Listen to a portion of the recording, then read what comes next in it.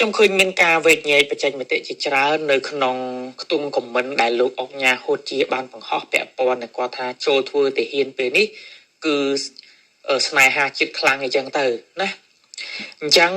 ដោយសារតែគាត់បាន post status ហ្នឹងហើយយើងក៏បន្ថែមអំពីរឿងហ្នឹងហើយការដែលលើកនិយាយអំពីបញ្ហាទាហានមិនស្មើភាពនេះវាមិនមែនជាការបបាក់ទឹកចិត្តកងទ័ពទេប៉ុន្តែផ្ទុយទៅវិញវាគឺជាការជំរុញឲ្យស្ថាប័នពាក់ព័ន្ធបញ្ជូនក្រុមមន្ត្រីទាំងឡាយណាដែល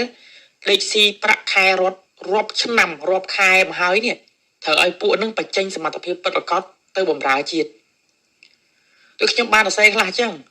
ជាក់ស្ដែងនៅស្រុកយើងវាមានមិនមែនតែហ៊ានមិនត្រឹមតែហ៊ានជើងទឹកជើងគោកឯឡើងដល់ទៅតបអាកាសខ្លះ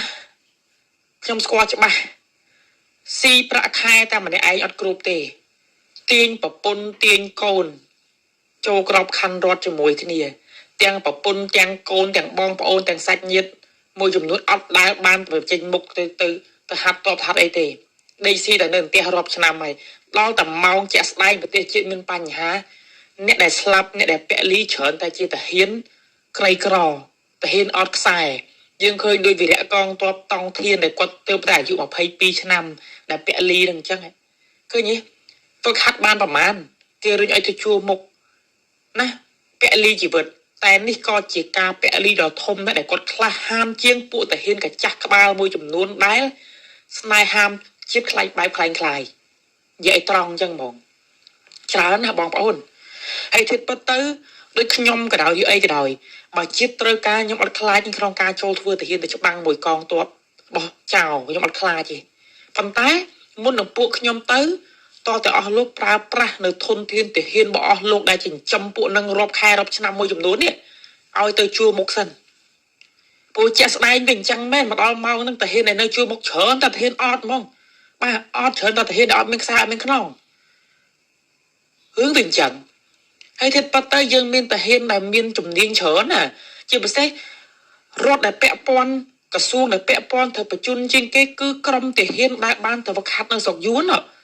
យើងបញ្ជូនទាហានមួយឆ្នាំច្រើនណាស់តែវឹកហាត់កងទ័ពនៅយួនណាបងប្អូនអញ្ចឹងបញ្ជូនពួកនឹងទៅជួមុខពួកនឹងមានជំនាញច្បាស់បាទហើយពួកនឹងបរាជ័យក៏វាប៉ះពាល់ទៅដល់ស្រុកយួនដែរព្រោះពួកគាត់បានទទួលការបដិបដាពីខាងរដ្ឋរបស់យួនអញ្ចឹងត្រូវបញ្ជូនពួកនឹងទៅខ្សែជួមុខមិនបញ្ជូនគ្នាដែលទៅហាត់បាន2-3ខែអត់ទាន់ចេះកាន់ភ្លើងត្រង់ទៅជួមុខទេនៅមានច្រើនទៀតតាហ៊ានស៊ីឈ្មោះខ្មោចនឹងក៏មិនតិចតួចដែរច្រើនណាស់បងប្អូនចឹងបានជារឿងខ្លះខ្ញុំអត់ចង់យកមកនិយាយក្នុងពេលហ្នឹងទេប៉ុន្តែបើអត់និយាយស្រុកយើងវានៅអាបតនិទានភាពសង្គមហ្នឹងពីពួកនេះមកដល់ម៉ោងនេះពួកដែលស៊ីប្រាក់ខែរាប់ខែរាប់ឆ្នាំមួយចំនួនមកដល់ម៉ោងដែលគេរុញទៅជួមុខពួកនឹងចាប់ផ្ដើមកាត់ប្រាក់ខែមេអើយប្រាក់ខែប្រហែលខែដែលសង្គ្រាមហ្នឹងមេឯងយកទៅខ្ញុំអត់ត្រូវការទេអញ្ចឹងមេឯងបញ្ជូននរណាផ្សេងទៅខ្ញុំចិត្តជូនអាប្រាក់ខែហ្នឹងបន្ថែមពីលើឲ្យមេឯងទៀតដើម្បីធ្វើម៉េចកុំឲ្យបញ្ជូនពួកខ្ញុំទៅជួមុខមានបងប្អូនខ្ញុំបានឮរឿងអស់ហ្នឹងច្រើនណាស់តែគ្រាន់តែខ្ញុំមិនចង់យកមកនិយាយពេលហ្នឹងតែកុំហួសហេតុពេកណាពីព្រោះម៉ោងនេះគឺជាម៉ោងដែលយើងត្រូវសាមគ្គីគ្នាគឺជាម៉ោងដែលយើងត្រូវលើកទឹកចិត្តកងទ័ពហើយនិយាយនេះមិនមែនបានន័យថាបាក់ទឹកចិត្តកងទ័ពទេប៉ុន្តែត្រូវតែមានតម្លាភាពនៅក្នុងការបញ្ជូនក្រុមមន្ត្រីដែលមានសមត្ថភាពមួយចំនួនឲ្យទៅតតាំងជាមួយសត្រូវពីព្រោះម៉ោងនេះពួកខ្លះអាមុនសង្គ្រាម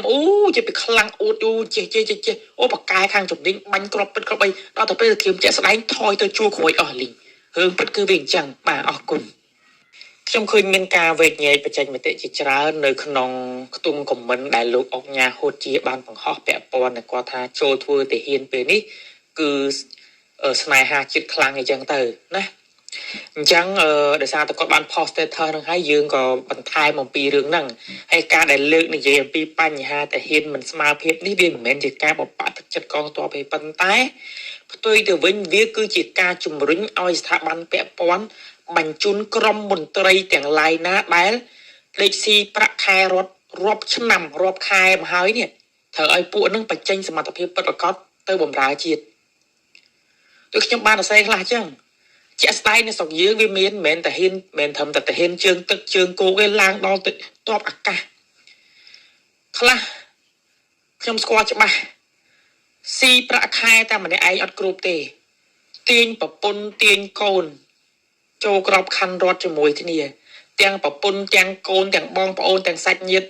មួយចំនួនអត់ដើរបានទៅចេញមុខទៅហាត់តបហាត់អីទេដេកស៊ីតែនៅផ្ទះរាប់ឆ្នាំហើយដល់តែម៉ោងជាក់ស្ដែងប្រទេសជាតិមានបញ្ហាអ្នកដែលស្លាប់អ្នកដែលពលីច្រើនតែជាទាហានក្រីក្រទាហានអត់ខ្សែយើងឃើញដោយវីរៈកងទ័ពតង់ធានដែលគាត់ទើបតែអាយុ22ឆ្នាំដែលពលីនឹងអញ្ចឹងឃើញទេฝึกហាត់បានប្រមាណគេរុញឲ្យទៅជួមុខណាពលីជីវិតតែនេះក៏ជាការពលីដ៏ធំដែរដែលគាត់ក្លាហានជាងពួកតាហ៊ានកចាស់ក្បាលមួយចំនួនដែលស្នេហាជាតិខ្លាយបែបខ្លាំងខ្លាយនិយាយត្រង់អញ្ចឹងហ្មងច្រើនណាបងប្អូនហើយធៀបពិតទៅដូចខ្ញុំក៏ដោយយីអីក៏ដោយបើជាតិត្រូវការខ្ញុំអត់ខ្លាចក្នុងការចូលធ្វើតាហ៊ានទៅច្បាំងមួយកងទ័ពបោះចោលខ្ញុំអត់ខ្លាចទេប៉ុន្តែមុននឹងពួកខ្ញុំទៅតើអស់លោកប្រើប្រាស់នៅធនធានទាហានរបស់អស់លោកដែលចិញ្ចឹមពួកនឹងរាប់ខែរាប់ឆ្នាំមួយចំនួននេះឲ្យទៅជួមុខសិនពួកជាក់ស្ដែងវាអញ្ចឹងមែនមកដល់ម៉ោងហ្នឹងទាហានដែលនៅជួមុខច្រើនតែទាហានអត់ហ្មងបាទអត់ច្រើនតែទាហានដែលអត់មានខ្សែអត់មានខ្នងរឿងវាអញ្ចឹងហើយទៀតប៉ុន្តែយើងមានទាហានដែលមានជំនាញច្រើនណាជាពិសេសរដ្ឋដែលពាក់ព័ន្ធក្រសួងដែលពាក់ព័ន្ធទៅបញ្ជូនជាងគេគឺក្រមទាហានដែលបានទៅវឹកហាត់នៅស្រុកយួនយើងបញ្ជូនទាហានមួយឆ្នាំច្រើនណាស់ទៅវឹកហាត់កងទ័ពនៅយួនណាបងប្អូនអញ្ចឹងបញ្ជូនពួកនឹងទៅជួមុខពួកនឹងមានជំនាញច្បាស់បាទហើយពួកនឹងបរាជ័យក៏វាប៉ះពាល់ទៅដល់ស្រុកយួនដែរពួកគាត់បានទទួលការបដិបដាពីខាងរដ្ឋអស់យួនអញ្ចឹងត្រូវបញ្ជូនពួកនឹងទៅខ្សែជួមុខមិនបញ្ជូនគ្នាដែលត្រឹមតែហាត់បាន2-3ខែអត់តចេះកាន់ភ្លើងត្រង់ទៅជួមុខទេនៅមានច្រើនទៀតតាហ៊ានស៊ីឈ្មោះខ្មោចនឹងក៏មិនតិចតួចដែរច្រើនណាស់បងប្អូនចឹងបានជារឿងខ្លះខ្ញុំអត់ចង់យកមកនិយាយក្នុងពេលហ្នឹងទេប៉ុន្តែបើអត់និយាយស្រុកយើងវានៅអាបតលនិទានភាពសង្គមហ្នឹងពីពួកនេះមកដល់ម៉ោងនេះពួកដែលស៊ីប្រាក់ខែរាប់ខែរាប់ឆ្នាំមួយចំនួនមកដល់ម៉ោងដែលគេរុញទៅជួមុខពួកនឹងចាប់ផ្ដើមកាត់ប្រាក់ខែមេអើយប្រាក់ខែប្រហែលខែដែលសង្គ្រាមហ្នឹងមេឯងយកទៅខ្ញុំអត់ត្រូវការទេអញ្ចឹងមេឯងបញ្ជូននរណាផ្សេងទៅខ្ញុំចិត្តជូនអាប្រាក់ខែហ្នឹងបន្ថែមពីលើឲ្យមេឯងទៀតដើម្បីធ្វើម៉េចកុំឲ្យបញ្ជូនពួកខ្ញុំទៅជួមុខមានបងប្អូនចង់បានលឺរឿងអស់ហ្នឹងច្រើនណាស់តែគាត់ថាខ្ញុំមិនចង់យកមកនិយាយពេលហ្នឹងតែកុំហួសហេតុពេកណាពីព្រោះម៉ោងនេះគឺជាម៉ោងដែលយើងត្រូវសាមគ្គីគ្នាគឺជាម៉ោងដែលយើងត្រូវលើកទឹកចិត្តកងទ័ពហើយនិយាយនេះមិនមែនបានន័យថាបាក់ទឹកចិត្តកងទ័ពទេប៉ុន្តែត្រូវតែមានតម្លាភាពនៅក្នុងការបញ្ជូនក្រុមមន្ត្រីដែលមានសមត្ថភាពមួយចំនួនឲ្យទៅតតាំងជាមួយសត្រូវពីព្រោះម៉ោងនេះពួកខ្លះអាមុនសង្គ្រាមជាពីខ្លាំងអួតចេះបកកែខាងជំនាញបាញ់ក្របពិតក្របអីដល់ទៅពេលសង្គ្រាមជាក់ស្ដែងថយទៅជួរក្រួយអស់លីងរឿងពិតគឺវាអញ្ចឹងបាទអរគុណ